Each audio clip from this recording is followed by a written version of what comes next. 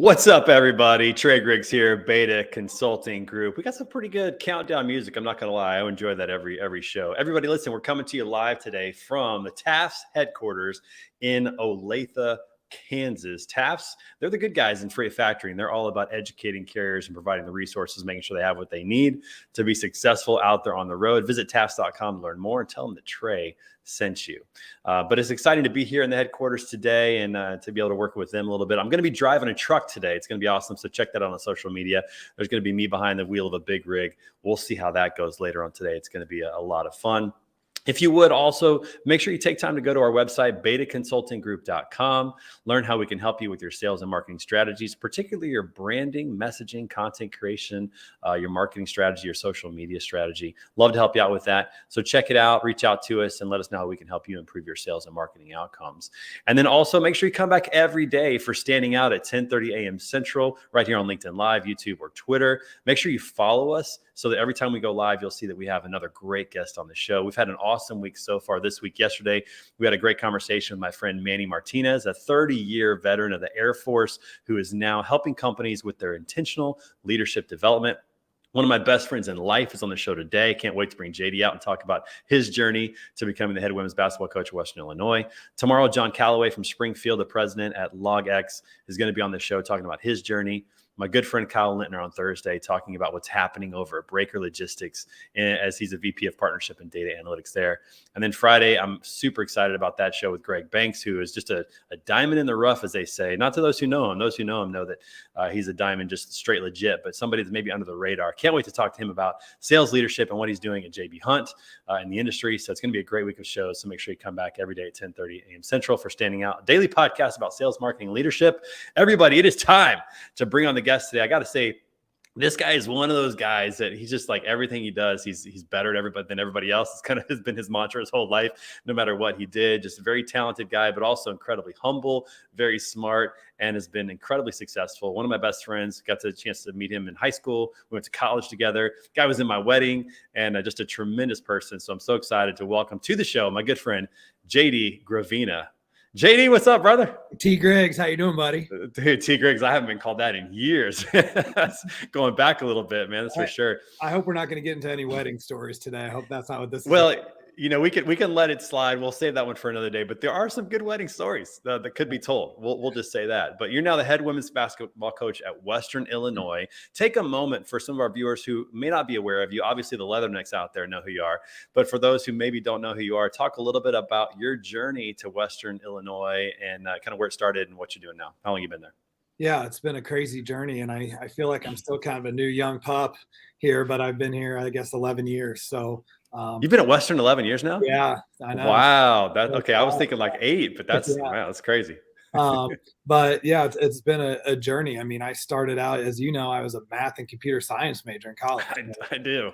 Had, I think, coaching in my blood, you know, because my dad was a high school girls basketball coach, and I coached tennis a lot growing up and just loved basketball, but went to work as an insurance actuary. And as you could imagine, it was a little too dry of a field for me. No offense, those actuaries out there. That lasted all of what, I think 6 months. I remember that 6 to 9 months, something like that. 8 months. Yeah, I was ready for summer vacation, and then found out we didn't get a summer vacation, a real job. Went back to grad school. Had no idea what I wanted to do. Got a master's in economics and started coaching tennis, and then coaching at our alma mater, William Jewell, and kind of moved up from there. High school coach 2 years, NAI coach 2 years, D2 coach 4 years, and then landed here at Western Illinois and hoping to be probably a lifer here. Yeah, no, I love that. And, I remember just being a part of that journey when you went to old Putnam County to coach the midgets up there in Putnam County, Missouri. Believe it or not, that is the mascot. We're not making fun of them, folks. That's really what it is, the midgets. And they're proud of it, too. Like, they don't want to change it. I know that. But I remember when you did that, and part of me was thinking, what does this guy do? Like, is he going crazy? But, looking back on it, you knew what you wanted and you knew kind of the path that it was going to take to get there. You took a job that was offered, an opportunity, you helped them become successful, and you just kind of kept moving up the ladder. Talk a little bit about your mindset whenever you're doing, like when you were that, actuary and you're like, what am I going to do? What led you to, I'm going to take this high school job and kind of figuring out that path for yourself? Yeah. Well, I think part of it a little bit was ignorance is bliss. I mean, if I had known what I know now of how hard it is to go from high school to college coaching, I wouldn't have taken the job. Um, so I got lucky. There was a definitely an aspect of luck throughout my whole career. But the interesting thing was even when I quit my jobs, actually I had no idea what I wanted to do. I just picked economics because I was interested in it. Believe it or not, I thought maybe I'd be a politician, which is crazy because now I'm just kind of out on politics in general. And Jill Kress just presented me with an opportunity to be her assistant coach. And I'm telling you, Trey, after a week of being an assistant, and I was like the second assistant. I mean, I think she paid me like $1,000 or $2,000 for the year. But after a week, I knew I wanted to be a college women's basketball coach. I mean, I not many things besides like meeting my wife have been more apparent to me, so quickly.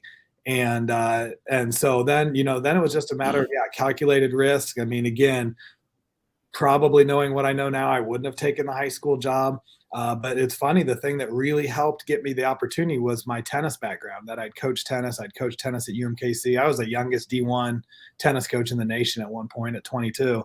And when the McPherson college job came open, they were looking for someone to start their men's and women's tennis program or restart it and coach women's basketball. And that's the only reason I got the job. Yeah, sometimes luck does factor in, but also I think I've heard the saying that luck is just opportunity wrapped up in hard work. Like you got to be willing to maybe go places or do things that people aren't willing to do. I don't know too many people who would go from Kansas City, Missouri to Putnam County, and folks who are watching, look it up on a map. It's up in the middle of nowhere in Missouri, and then go to McPherson, Kansas. There's not a lot out there, kind of going out to kind of an island and trying to figure things out.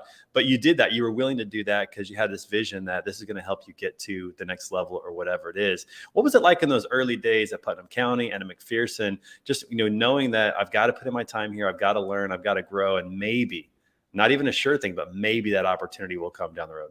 Yeah, it was fun. I was young, I was single. I kind of had that energy of trying to set the world on fire. I do remember, it was culture shock going to a small town, which is funny now because now I feel like I'm more of a small town guy.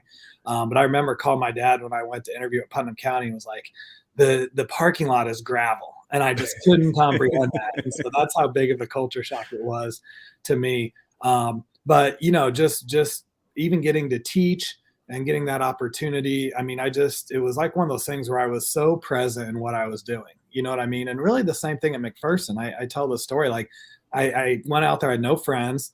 Again, I was single. I didn't really have anything going. I just lived at the gym. In fact, I did my laundry at the gym because I didn't have laundry. I used the big washers and dryers they have at every school. And, but I was always around the gym. I played open gym with the men's team. I played with the volleyball team. I even played futsal with the soccer team. I was just around all the time, and it was a fun time in my life. And then just kind of, I think one thing that really helped me, well, two things. First of all, being a head coach young, most people that get into college coaching now start as like a GA, work their way up as assistants, and then they get this head coaching job at a Division I school, and that's a huge adjustment. And I remember even at Putnam County being that first time as a head coach, just standing up on the sidelines, I felt uncomfortable. It felt like people were looking at me. Where do I put my hands? Where do I sit? Where do I stand? And so getting to kind of cut my teeth, I think, at a lower level as a head coach was helpful. And then, just a lot of supportive people around me. Putnam County, McPherson, my family. Having my dad, I couldn't have quit my actuary job if, I was living with Jim Gravina, and one of those deals where Gravina. Yeah, I sold my car. He helped me buy another car, and eventually, when I sold that car, he let me keep the money. So, just having a supportive group around me, and I know that's something not everyone has. So I just feel really lucky that helped make that opportunity. Now, in those early days at Putnam County McPherson, where did you really refine the coat toss? The ripping the coat off and throwing it, because it's pretty legit right now. That's a good question. It really seemed to come across at Quincy University. When I was at Putnam County, I just wore a shirt and tie every game. I didn't wear a coat.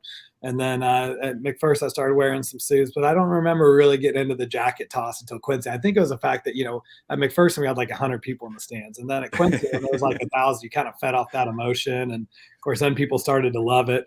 And the NCAA actually had to put in a Gravina rule that now if you throw your coat emphatically, that it's a technical foul. So that's my legacy. Gonna have to define emphatically to make sure you understand the rule for sure. I mean, that's a pretty subjective call on that, but no, it's been fun to watch you coach and watch you kind of just experience success along the way. But you talked about something I want to focus on real quick that I think all leaders can get out of this, and that is you said I was so present at what I was doing. And I think that's a legacy of who you are as a person.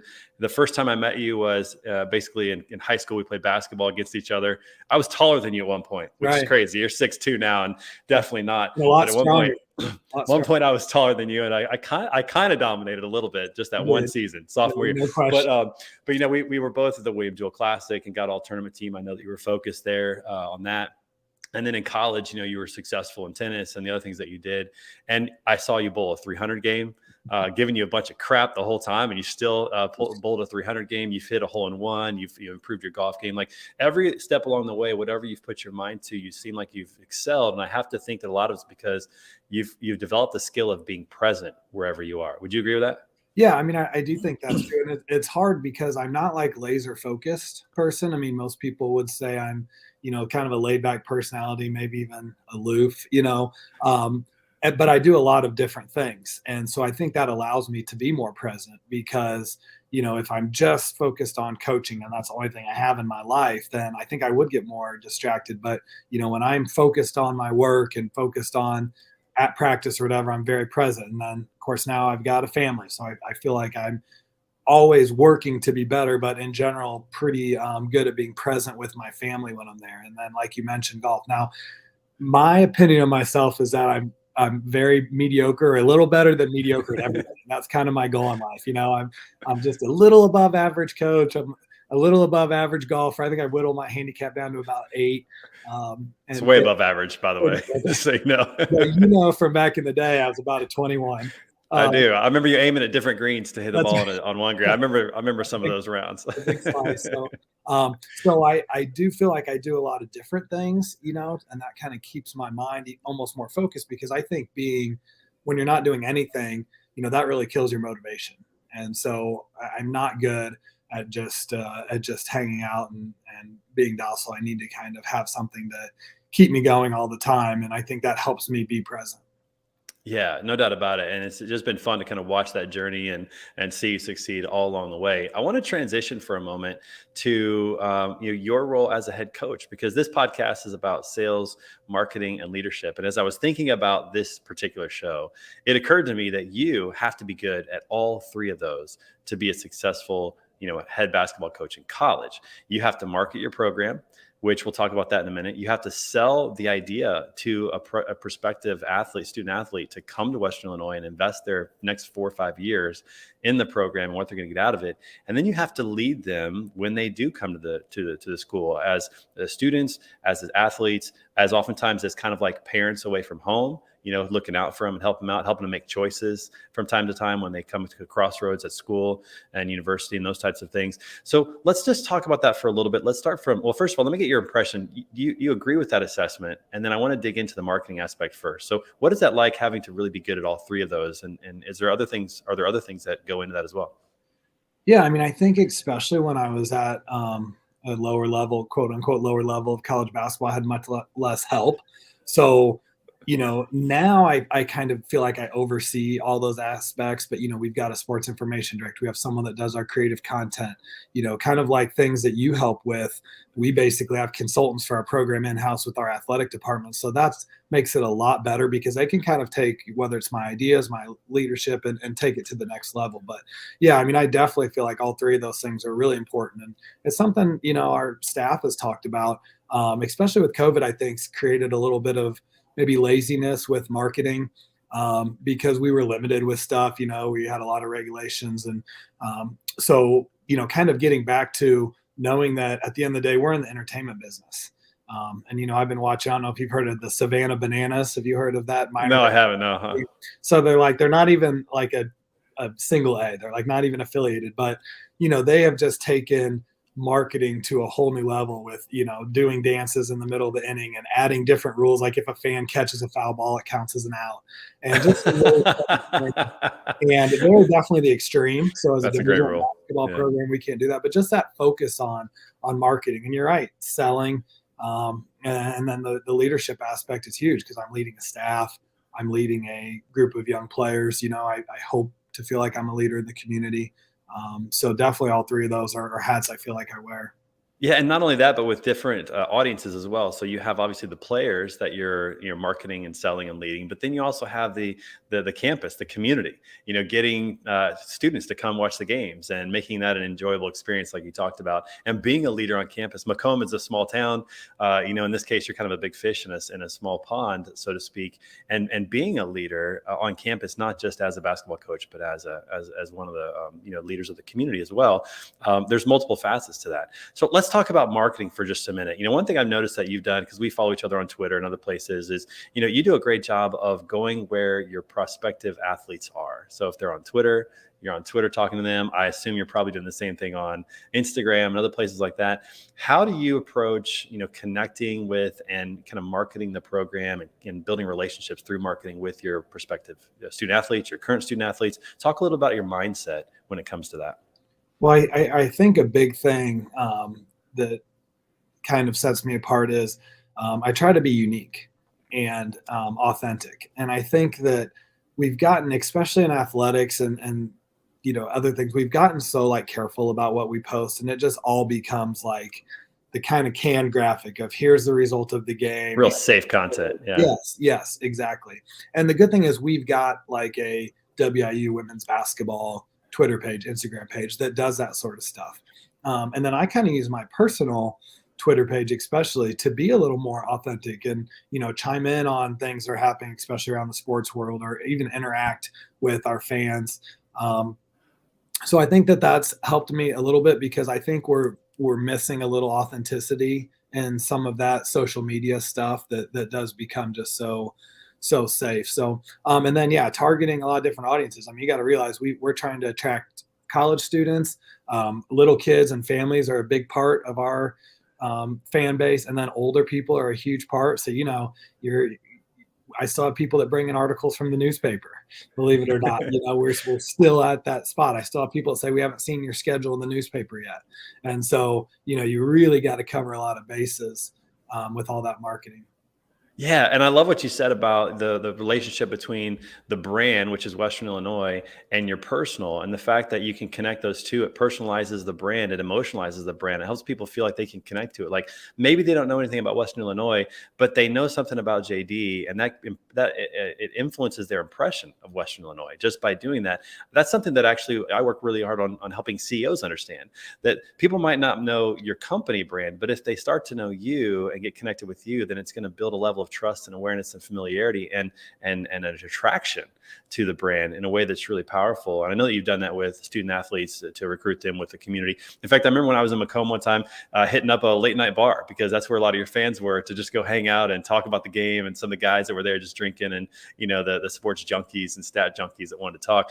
All of that goes into really building the brand of Western Illinois basketball, and you do that really well. But it's just interesting to see. So you also have a theme called Tradition of Tough. Did you create that, or was that there before you got there and you just have ramped that up? Or talk a little bit about some of your themes. Yeah, that was kind of broad. And I'm not I'm not a cliche guy, and us coaches are just the worst about cliche. I mean, just the worst. And it's not. Well, you got to give 30 halftime speeches, right? So sometimes things just kind of get recycled, right? A little bit. Exactly right. And pregame speeches. So that's right. In fact, I have a girl that was a 6-year senior that just would, every time I'd put a quote up or go to show video, she'd know exactly what I was going to talk about. Sometimes she'd roll her eyes. She'd probably finish it for you. Yeah, she did. In fact, I got my favorite one is I'd put up the quote,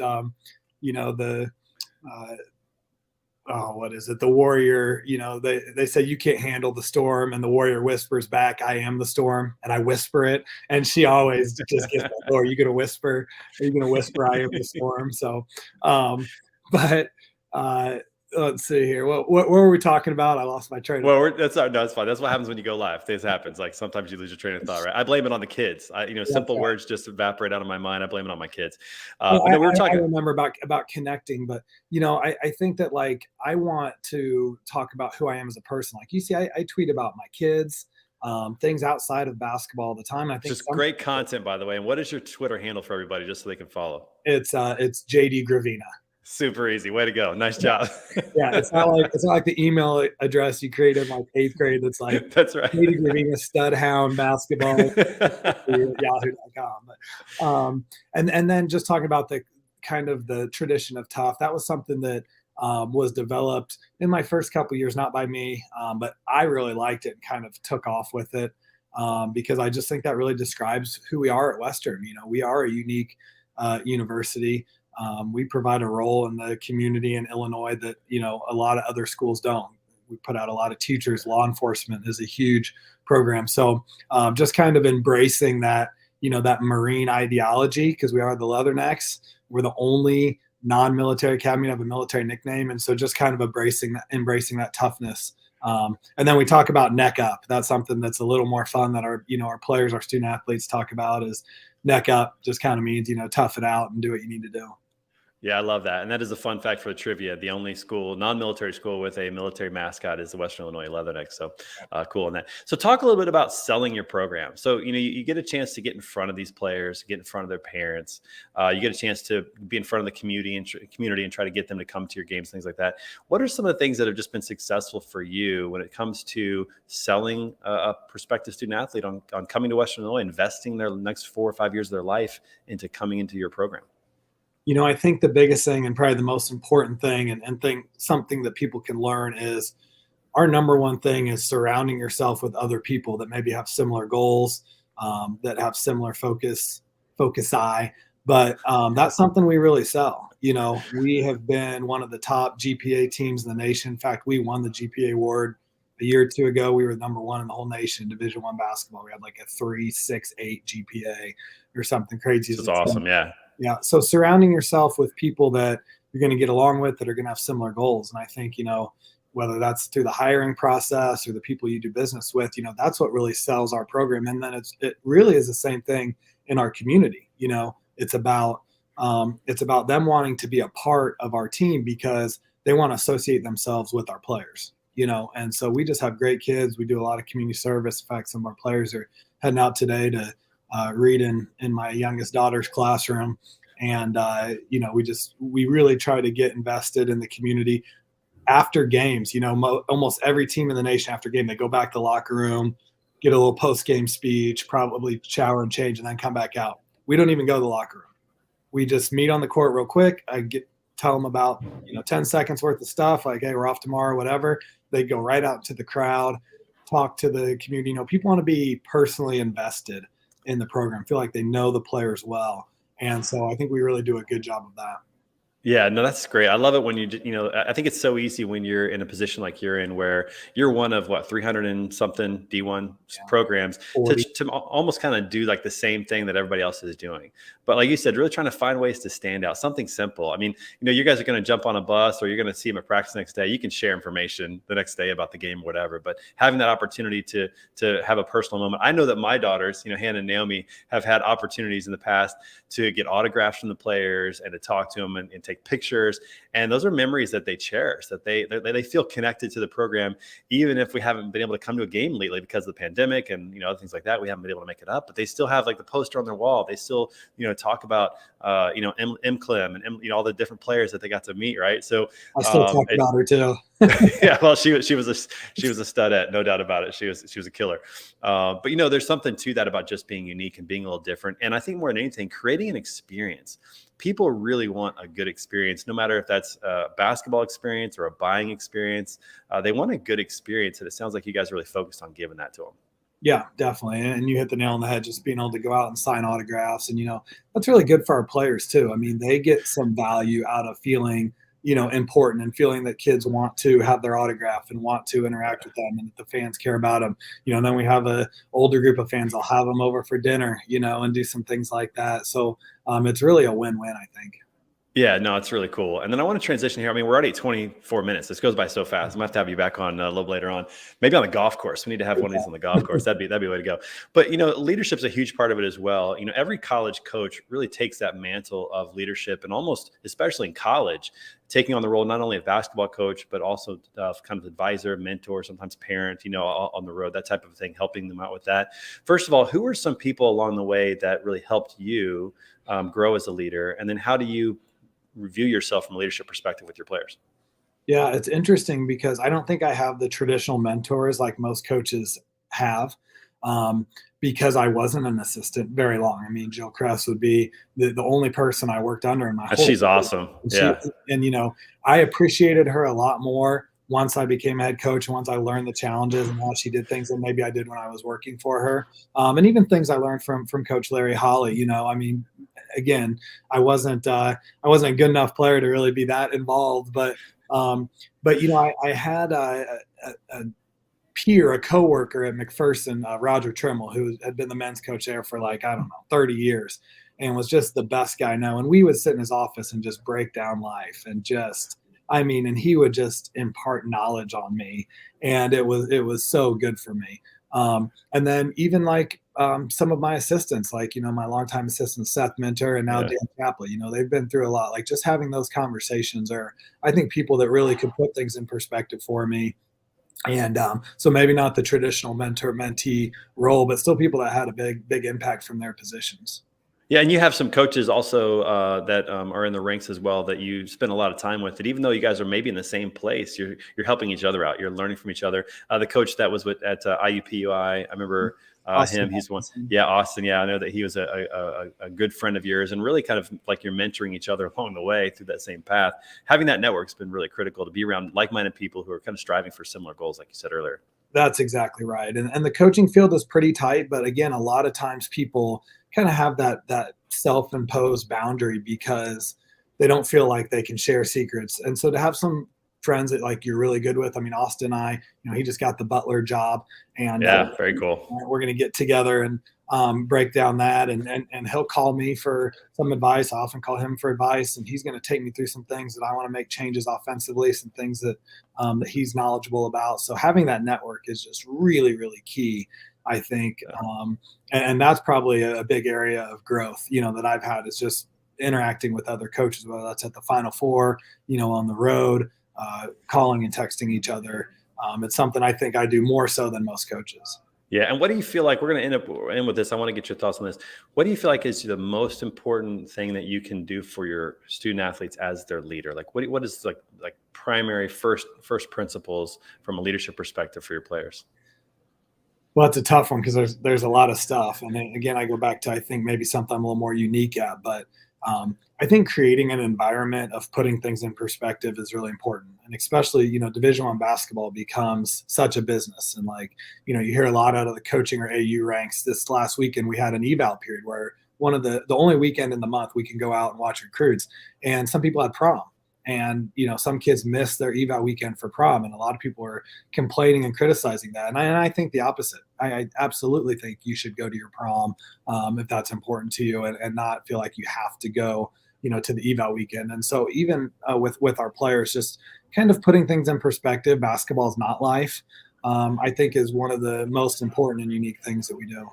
Yeah, and I think you've always been able to maintain that proper perspective of what's really important in life. I know that we both have been through the loss of a parent. That certainly impacts just how you think about what's important in life and how you spend your time and those types of things. And so I know that the Western Illinois administration is super happy to have you as the head coach, and the community's embraced you in 11 years. I still can't believe you've been there 11 years. It blows me away to hear that. I'm sporting my Western Illinois gear today. Appreciate that. Got it on. Yeah, I need to get you the leatherneck gear here. I know. I need some more of that good Adidas. Well, we're both getting a little gray hair, so I think we are. Things have changed a little bit. I don't think that we'll be able to do ultimate downhill frisbee ever again, which is probably the stupidest thing maybe we did in college. So, which is a whole other conversation for a whole other day. But no, man, really appreciate getting a chance to catch up with you, and just so excited for all the success that you've had, and just being a good friend. And we'll have to come on again and tell some other stories, some old man Gravina, washer stories, or some wedding stories next time that we get you on the program. And Greg, thanks for watching Go Next. He's a alumni from there. We talk about you quite a bit whenever we talk about Western Illinois. But man, thanks for being on the show. For everybody that's watching, make sure you come back tomorrow. Very excited to have John Calloway on the show, president of LogX. We're going to talk a lot about what's going on in the shipping industry and what he's doing down in Springfield, Missouri, which is awesome. And if you don't follow JD, make sure you do that at JD Gravina at Twitter. He's a great follow on there, and follow the Western Illinois program, see what they can do. Hope to see another run to a national tournament in the near future with some of the recruits that you have. But man, best of wishes to you, best of luck to you, and we'll talk to you real soon. Thanks for having me on, T. All right. See you, JD. Everybody else, come back to tomorrow, 10:30 for Standing Out, a daily podcast about sales, marketing, and leadership powered by Beta Consulting Group. Shout out to Tafts. Go see them at tafts.com. We'll see you guys later.